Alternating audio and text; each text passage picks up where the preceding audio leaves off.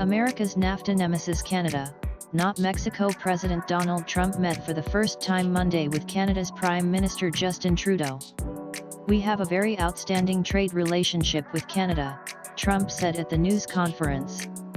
"But the U.S.-Canada trade relationship over the years has not been as smooth as you might think. There have been trade wars, acts of retaliation, allegations of dumping and jobs lost. Our trading relationship obviously is strong, but the relationship has been rocky, despite the agreements we have in place," says Stuart True, an editor at the Canadian Centre for Policy Alternatives, a research group in Ottawa, Canada's capital.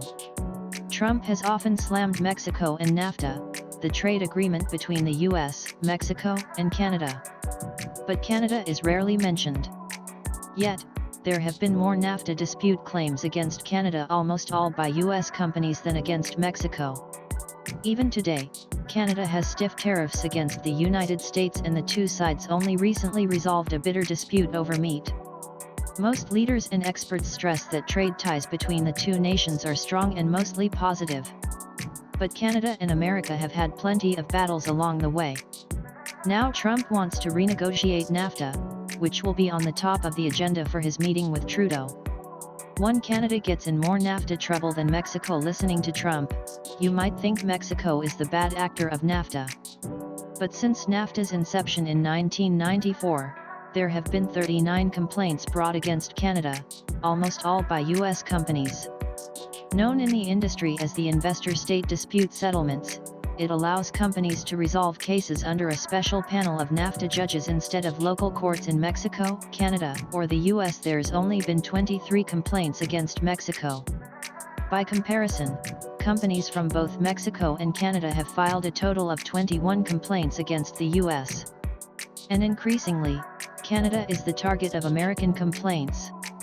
Since 2005, Canada has been hit with 70 of the NAFTA dispute claims, according to CCPA, a Canadian research firm. To the US-Canada lumber battle, NAFTA isn't the only sore area. In 2002, the US slapped a roughly 30% tariff on Canadian lumber, alleging that Canada was dumping its wood on the US market. Canada rejected the claim and argued the tariff cost its lumber companies 30,000 jobs. "It was a very sour point in Canadian-American relations for quite a while," says Tom Velk, an economics professor at McGill University in Montreal. "The dispute had its origins in the 1980s, when American lumber companies said their Canadian counterparts weren't playing fair. Whether Canada actually broke the rules is a matter of dispute. Canadian officials deny that the government is subsidizing softwood lumber companies in Canada. American lumber companies still allege that it does, and a U.S. Commerce Department report found that Canada was providing subsidies to lumber companies in 2004. It didn't say whether the subsidies were ongoing. According to the allegations, Canada subsidized lumber companies because the government owns many of the lands where the wood comes from. That subsidy on top of Canada's huge lumber supply allowed Canada to price its lumber below what U.S. companies can charge. The World Trade Organization ultimately sided with Canada, denying America's claim, and the two sides came to an agreement in 2006 to end the tariff. However, that agreement and its ensuing grace period expired in October, and the two sides are back at it again. The Obama and Trudeau administrations couldn't reach a compromise before Obama left office, and it remains a contentious trade issue, with U.S. lumber companies calling once again for tariffs. Related: without NAFTA we'd be out of business. 3. Smoot-Hawley triggers U.S.-Canada trade war. Things got even worse during the Great Depression.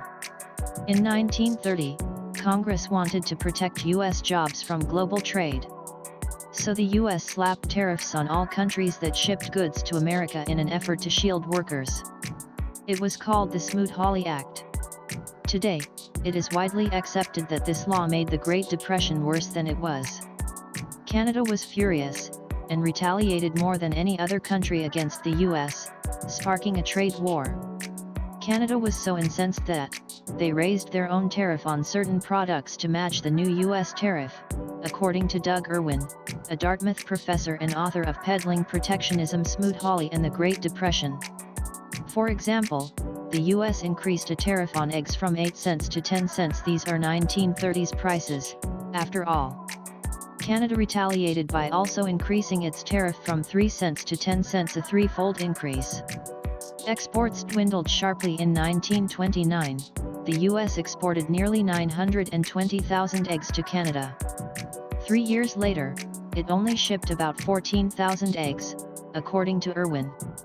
Related, remember Smoot-Hawley, America's last major trade war for Canada's sky-high tariffs on US eggs, poultry, milk. Fast forward to today.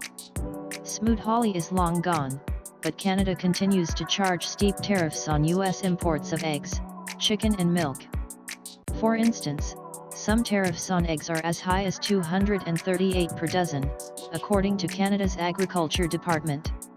Some milk imports, depending on the fat content, are as high as $292. They're so onerous that you can't bring it across.